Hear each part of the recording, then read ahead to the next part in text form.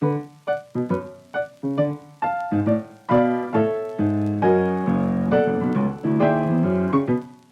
a family of new products that have been around for a couple of years, which we think of as robotic pill management systems. And they're sort of like a box of electronics that sits on your desk in the kitchen or something like that.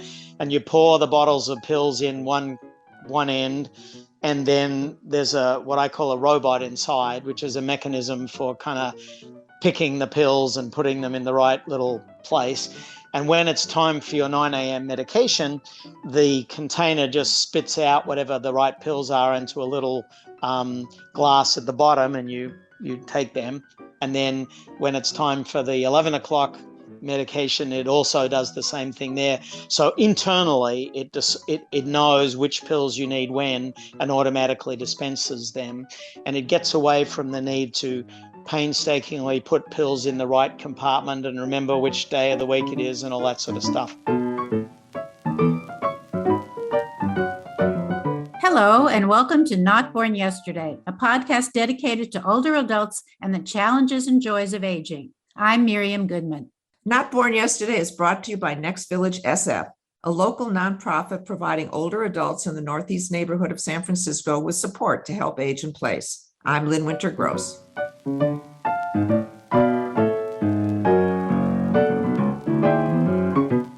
Today at Not Born Yesterday, we're talking technology. Do you think you are pretty good at technology and can cruise easily around the internet, but then you run up against a block and you can't figure out where to go next? Maybe you're good at finding the right apps when you need them, but then you're at a loss as to how to get the information you need. No matter our age, some of us find ourselves turning to someone younger to help us figure out the new technology. What are we doing wrong, and why are some of these sites so hard to navigate? Is it just us, or should there be an easier way to understand the latest innovations in tech? If this scenario describes you at your computer or smartphone, you'll be relieved to know that you're not alone and that there are some clever researchers, designers, and manufacturers who are ahead of the game. Our guest today is Dr. Richard Caro. Dr. Caro has over 30 years of experience working at the crossroads of technology and business. He's a scientist, inventor, and advisor to emerging growth companies in fields such as medical devices and home healthcare. Dr. Caro is the founder of Tech's Enhanced Life, a public benefit corporation exploring the intersection of aging and technology, with the mission improving the quality of life for older adults and their families. He works with a virtual community of older adults called the Longevity Explorers to develop and design products that older adults want and need. Dr. Caro, welcome to Not Born Yesterday. Thank you very much. I'm looking forward to chatting. So what are some of the problems you're looking to solve for older adults by using technology? Well, our Longevity Explorer community often starts by talking about specific problems that they have or things where they'd like to be able to do stuff better than before. And there's really a broad range, some of which are pretty mundane, like, how do I open a jar when my arthritis gets in the way, to much more complex, like I've got 10 different medications and I wish there was some easier way to manage them instead of having all my pill bottles lined up in front of the sink.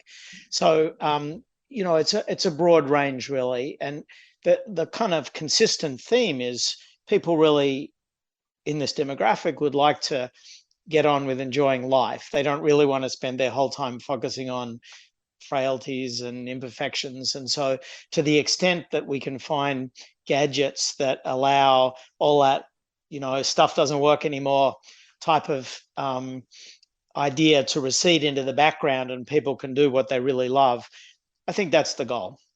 You mentioned arthritis in the hands and things like that. Do you think young designers ever consider the challenges experienced by older adults with technology? If we want to generalize, I think it is true that mostly products do not take into account things like arthritis and differences that happen to the everyday vision of older adults and hearing and all the other things like that. And the reason they don't take it into account is the designers just really haven't quite realized this is a problem. And also sometimes they don't necessarily focus on that particular demographic as their target customers. So what are some of the new technologies that you've developed, that your companies have developed for older adults?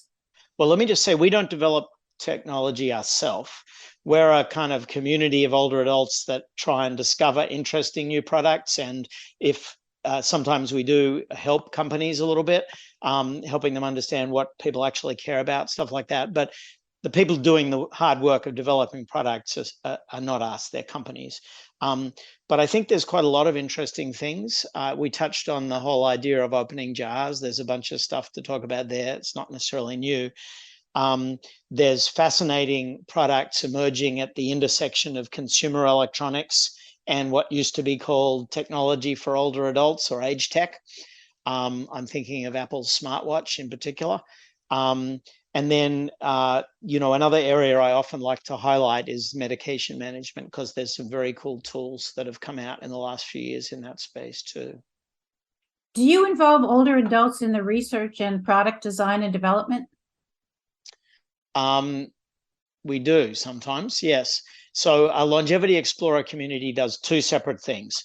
The best way to think about it is we started as a kind of club to explore new products that already exist, to discover for our own benefit which ones are good and which ones are bad.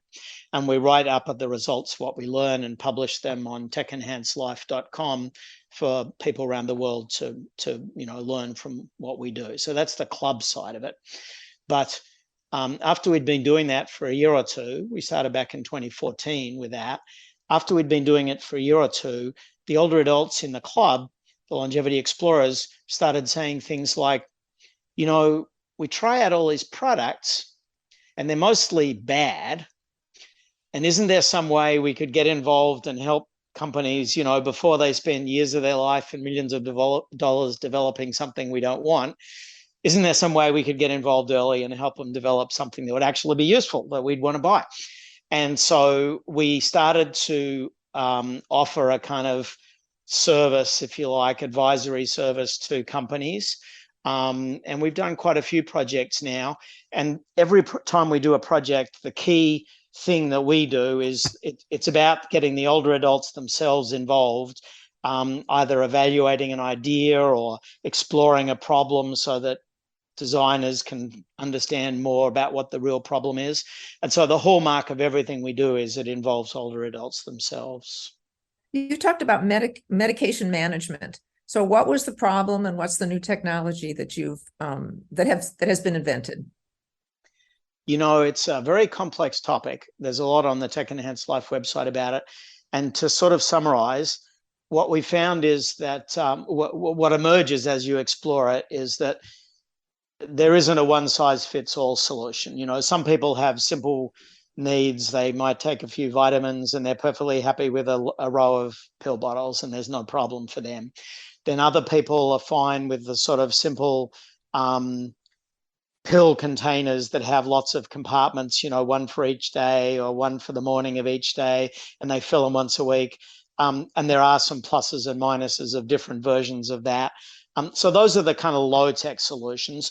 But there are some people who have much more complex needs. For example, they might have 10 or more medications. Some of them might be very time sensitive, with conditions like Parkinson's. You have to take your medication at a specific time or that doesn't work nearly as well. And so once you get to the more complex things, there's a family of new products that have been around for a couple of years, which we think of as robotic pill management systems. And they're sort of like a box of electronics that sits on your desk in the kitchen or something like that. And you pour the bottles of pills in one end, and then there's what I call a robot inside, which is a mechanism for kind of picking the pills and putting them in the right little place. And when it's time for your 9 a.m. medication, the container just spits out whatever the right pills are into a little glass at the bottom, and you take them. And then when it's time for the 11 o'clock medication, it also does the same thing there. So internally, it knows which pills you need when and automatically dispenses them. And it gets away from the need to painstakingly put pills in the right compartment and remember which day of the week it is and all that sort of stuff. So I think they're pretty cool, and there's several companies that make those. And we did a big analysis of, which ones work best for what types of people and all that sort of stuff. But I think that's an example where instead of having to pay somebody to come and help take your medication, now you do have to pay for these machines. It's not like it's free, but it's a difference. It's technology helping you instead of people, so that people can do more important things that involve empathy and all that sort of stuff. Well, it sounds great, but what happens when you need tech support? Well, yes, that's an ongoing problem, isn't it, with all this stuff? So with the exact products I just talked about, they're pretty self-contained. You'd like to think they don't break very often, and there's a company behind them, and so you can probably call them up and get a new one or whatever. So that's less of a problem. But with things like smart home and even smartphones, when you need tech support, is definitely a universal issue. I think it's a relatively I don't think there's perfect solutions to that yet. It's one of the areas where I think it needs a lot of work. Maybe you guys have had some interesting conversations about that already. I'm curious, how are these products marketed? How would anybody know about this robot and dividing up the medicine for the certain times? How would somebody know about that? Is their doctor supposed to tell them, or how would they find out? It's an interesting question you bring up about the doctors. People totally trust their doctors mostly. And so if the doctors were recommending something, that would be a good source. But for many of these products, when they're new, the doctors don't necessarily know about them yet. And so that's a bit of a problem. And the companies vary how they market them. They typically have a problem with that. That whole business about how to reach the customers is not a well-solved problem, I think. You mentioned the robotic pill dispenser and smartwatches and things like that. How do you feel about those? Do you feel that there's any limiting aspect of it, or the fact that you even mentioned that you're not having the human connection you might have had before? I mean, do you think there's some problem with so much technology for seniors? Well, that's a question that often comes up. I think it's a good question. I'll tell you how I think about it. There's always trade-offs with everything. So, if you're a billionaire and you have a staff and a butler and, servants and all that, that's probably the best solution. That's great, but not everyone is a billionaire. Now, for many people, having a staff and a retinue to do everything for you is not cost effective. So when I talk about the trade-off between technology and humans, I think the answer is different for different people, depending on how affluent they are.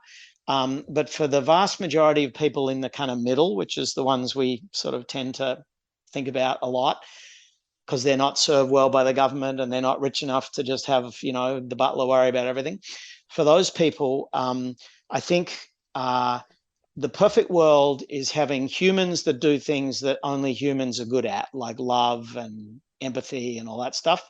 But when it's time to just open a jar, do you really want to have to, pay someone whatever per hour you pay them and wait till they come to your house to open the jar for you? Or would you rather be able to just pull the jar opener out of the drawer that you spent $20 on and open the jar when you want to? So I think getting the right balance between humans and technology is good for cost reasons and also is good for autonomy reasons. I think people want to be in charge of their own destiny as much as possible rather than have to wait for a human to do everything for them. What is the jar opener? It's a whole category of products. There's quite a few of them. And they're very simple mechanical devices that you can buy on Amazon, for $10 or $20 or $30 or something. And some work better than others. But they basically, if you have arthritis and you have problems with grip strength, or if you're not a terribly strong person and you have trouble leveraging a jar open, these are mechanical gadgets that open the jar, that allow you to open a jar much more easily. I just want to know if you could describe some of the products that are on the pipeline now that we can look forward to seeing. Well, yes and no. I'll tell you the areas I'm most excited about. Typically, when we help companies that haven't got a product finished yet, we're not supposed to talk about that because they don't want to tell the world till it's ready. But I think the whole area of what I call smart home things is got great potential. There's already simple things like Alexa, where you can talk to this artificial intelligence and it can do very simple things for you. And some examples that people have been finding really interesting are opening shades, automatically, so that if you have trouble opening a shade by yourself, you can just say, Alexa, open the shade. Or Alexa's a brand. There's other competing products too. Turning on the lights. There's some really interesting ideas that one of the people who's part of our community has been trying out, that involve when you get out of bed, the smart home automatically turns on the lights for you, or there's a path of lights to the bathroom so you don't trip over your shoes and break your hip or something. So a whole category of these smart home features I see as being really interesting in the future. At the moment, they very much still require some do-it-yourself capabilities. It's definitely not ready for everybody. But I think with time, that'll get fixed. And I think that's got a lot of potential. What about all the watches and necklaces and other things that people wear so that somebody knows when they fall? So back in 2015, actually, we used to get that question quite a lot. And we decided we would do a systematic evaluation of all of them and create a sort of decision tool that helped people figure out which ones would be best for them. And I personally tried out more than 50, I think, of those button things you wear around your neck and press. And you can read about all that on Tech Enhanced Life.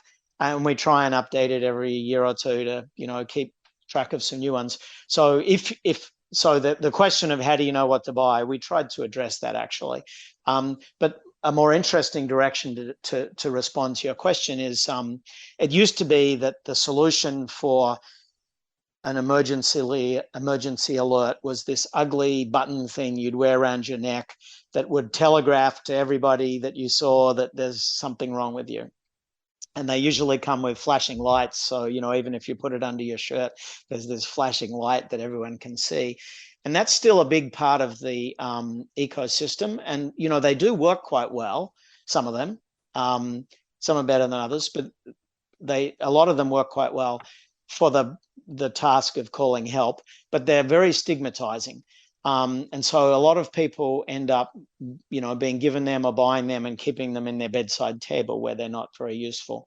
And a really interesting development in the last couple of years has been the emergence of consumer electronics that's trying to tackle that with a product that's actually desirable and attractive, as well as calling for help.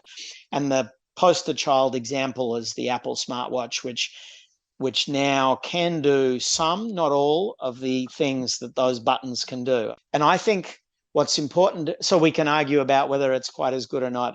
It's not perfect, actually.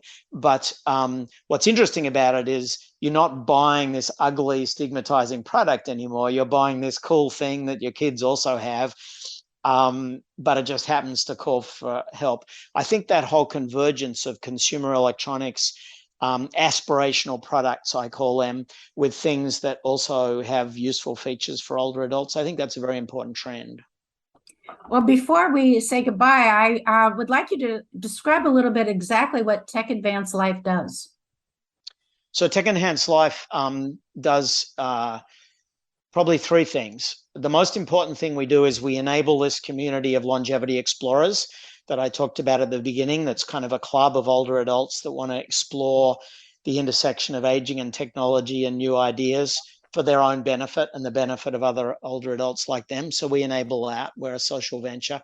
There's no real business model behind that. It's labor of love, I guess. Then the second thing we do is we kind of publish all this work we do, both with the explorers, and some of our members like to do their own evaluations. We publish that on Tech Enhanced Life. TechEnhanceLife.com is the website. So that's a deep repository of information about which products work best for who, stuff like that. And then the third thing we do is we do sometimes give companies advice, usually advice given by explorers as a group. We've got this methodology of how to harness groups of older adults' opinions to be useful for companies to help them. Our goal is to help them develop products that will actually make a big impact on this space. That's the third thing we do.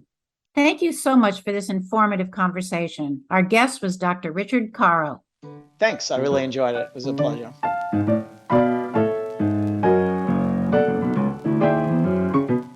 Today on News You Can Use, we want to talk about having the conversation.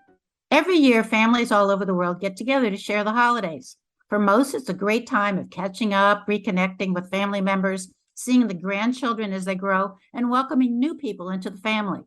Unfortunately, there are too many families who don't share the joy of family gatherings because they are reluctant to have the conversation about end-of-life wishes ahead of time.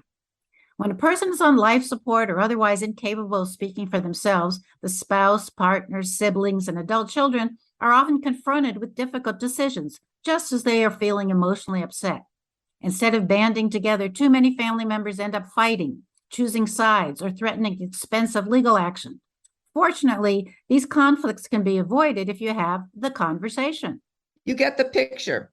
Your parent or older relative never got around to telling you what he or she wanted in terms of a burial, memorial service, or even distribution of possessions. And the living family disagrees on what's best. Relatives who live in a different city may feel the local family members are claiming rights by location, and they might object to plans just because they haven't been around all the time. This is not the case of, hey, mom wanted me to have the silver, though that can tear families apart as well. The necessary conversation is the one where parents or grandparents tell members of the family what they want in terms of healthcare and funeral plans. You may be surprised that your usually quiet and unassuming grandmother would like a celebration of life instead of a funeral, that your father wants music and laughter and even a slideshow of his life. And what a relief that they are still alert enough to make those decisions known. Starting the conversation can be easier than you think. Begin by asking what kind of care she or he wants if they become seriously ill. This way, the person understands your concern is for her comfort and not about who's going to inherit what. The topic end-of-life care is difficult for all, but if the family member feels he has some control over treatment, the rest of the family should fall into line and support him. Once you get past that part of the conversation, there are still details one needs to address. Someone in the family needs to know where important papers are kept. They don't need to see the documents now, but they should know where to find the names of the family lawyer, accountant, insurance broker, and doctors. So sometime over the holidays, when everyone is feeling happy and optimistic, sit down with your older family members and talk about these issues. You can send the children into another room, but don't let squeamish family members delay the talk just because it makes them feel uncomfortable. We all want to feel we have control over our lives, and this extends to the end of life as well. If you are the elder, bring it up yourself. If you're the adult child, start the conversation in front of the rest of the family so everyone knows what your family member wants. And when you all get together next year, you won't even have to talk about it. Happy holidays.